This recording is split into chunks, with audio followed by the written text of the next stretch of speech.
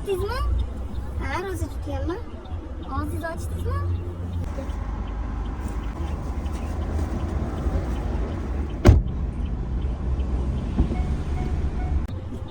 Rahmat sizga.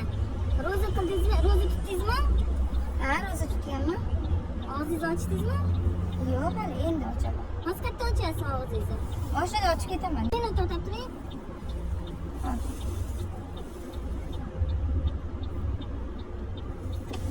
Mana oling. Voy, nima qilasiz? Sovurib bu.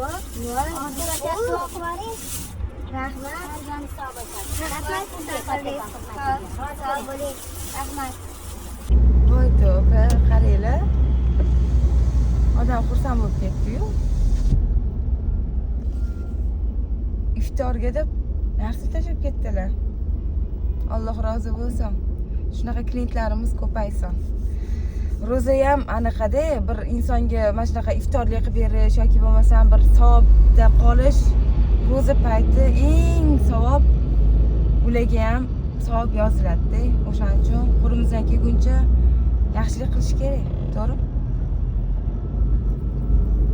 Kimgadir sizlar ham shunaqa kimgadir iftorlik olib berdinglarmi? Kommentariyada yozib yuboringlar. Ili sizlar ham kimlardandir shunaqa iftorlik oldinglarmi? Buni ham kommentariyada yozib yuboringlar.